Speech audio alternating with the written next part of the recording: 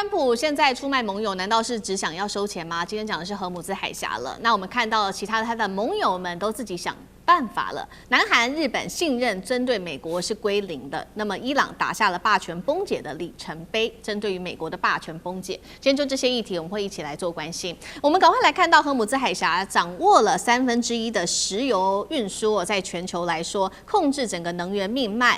但是如今啊，規則是完全的出現了巨大的改变，戰場上面無法取勝的美國，最近竟然是點頭默許了伊朗跟阿曼可以在荷姆茲海峽收取通行費。要知道，在過去根本就沒有這樣子的費用，是在這一場戰爭發生之後才開始收的。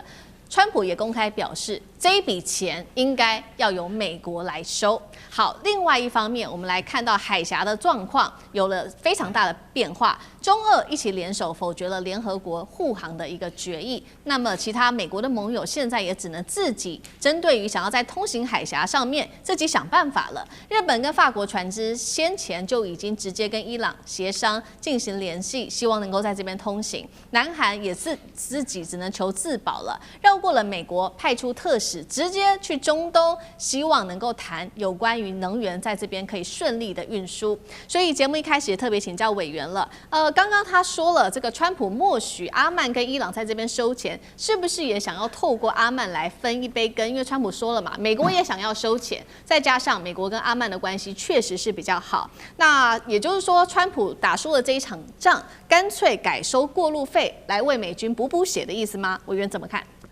對啊。如果照現在的劇本發展，我說如果了哈，因為誰知道最後這個以色列的游說力量這麼強大，會不會又改變了美國的這個現在所做的承諾？就假設啊，如果美國真的要接受了伊朗這10點條件的話，那美國簡直就是把一個大禮、超級大禮送給了伊朗哦，他等於是正式承認了伊朗擁有荷姆茲海峽的管理權了。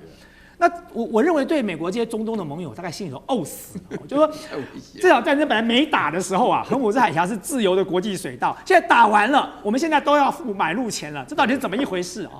而且更重要一點是，如果美國在跟這個阿曼合作，再跟伊朗一起分這筆錢哦，那全世界恐怕都會跳起來了哦！你美國用對等關稅扒我們幾層皮就算了，就你打了一個莫名其妙的戰爭，就現在你還借了這個戰爭變成是此路是你開，你要收買路財了哦，那莫名其妙的事情啊！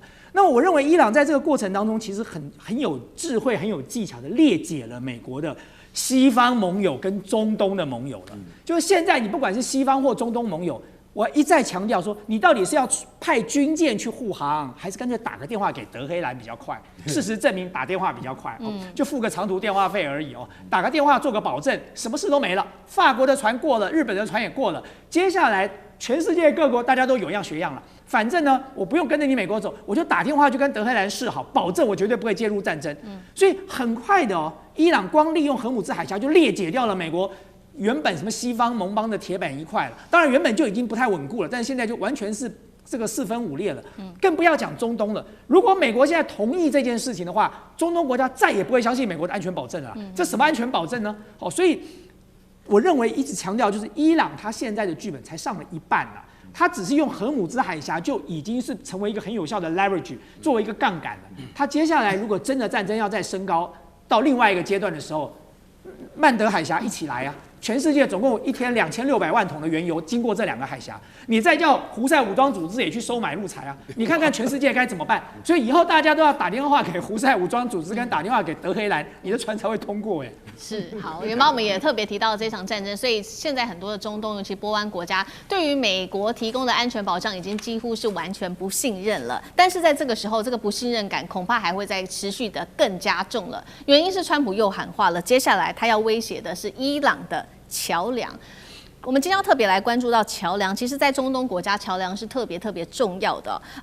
川普是這樣說的：伊朗直接瞄準的，就是因為伊朗要報復，他直接瞄準的是海灣國家的跨海大橋。這現在的最新消息是，沙烏地跟巴林也緊急封橋了。剛剛說橋很重要的原因，是因為在中東國家，橋等於是一個國家的交通命脈之外，也是一個國家的經濟動脈，許多的貿易都是透過這個中東地區的橋來做交易的，那同樣也是國家安全的象徵。現在川普說要炸橋這個動作，會不會再加劇於這一些中東海灣國國家，不管是他們的安全或者在經濟上面有更高的疑慮。苑老師怎麼看？这個川普他自己在他的那個 Truth Social 裡面講，今天呢就是今天了啊，是這個橋梁日，是電力公司日，都要炸掉啊。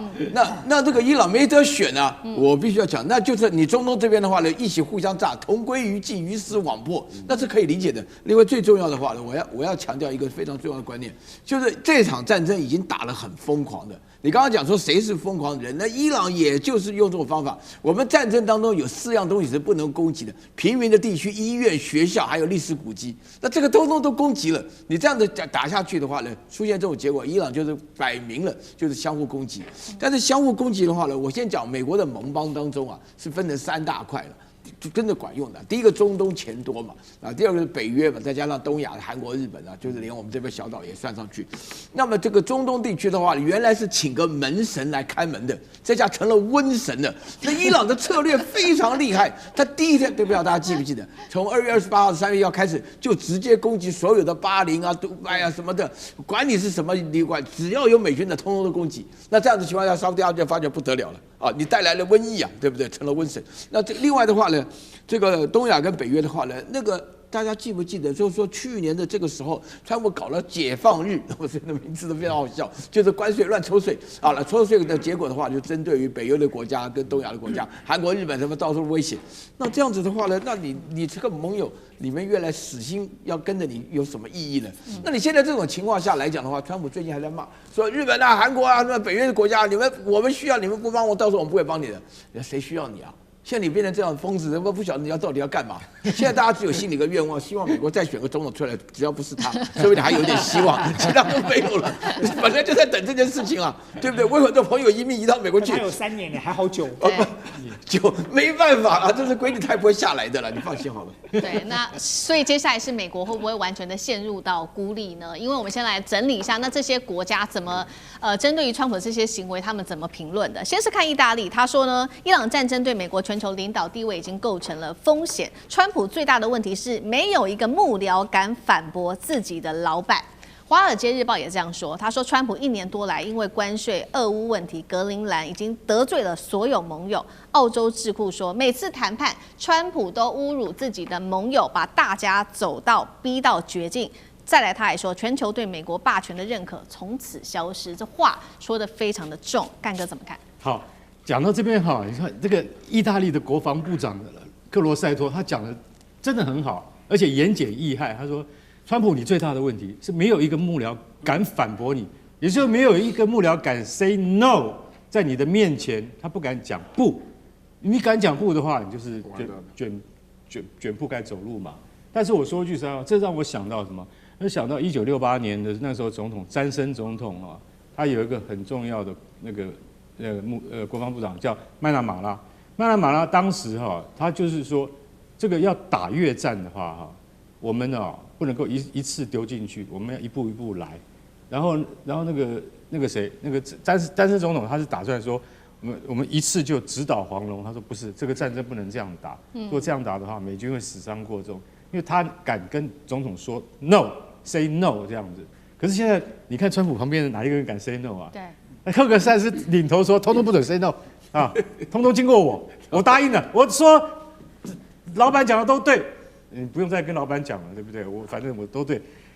在這種情況底下，我跟你講，羅克塞托他今天講的非常有道理，說你們沒有一個人敢講不，難怪北約越來越討厭你們。那川普也講啊，沒關係啊，你們討厭我啊，我老實講一句啊，我就是跟你要格陵蘭，你們都不理我，對不對？我就跟你們說拜拜。真的能夠拜拜嗎？美國跟北約組織能夠拜拜嗎？我跟各位講，不管就歷史、文化、民族等等哈，這些就說歐跟美之間的他們這樣子的歷史情節來看，那是沒有辦法說拜拜的。不是你總統說要說拜拜，那你就拜拜啊。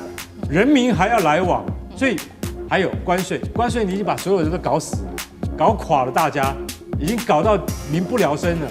然後你現在又說你們日本、韓國啊，還有澳洲，通通沒有用了哈啊，你德國最沒有用了，法國更沒用了。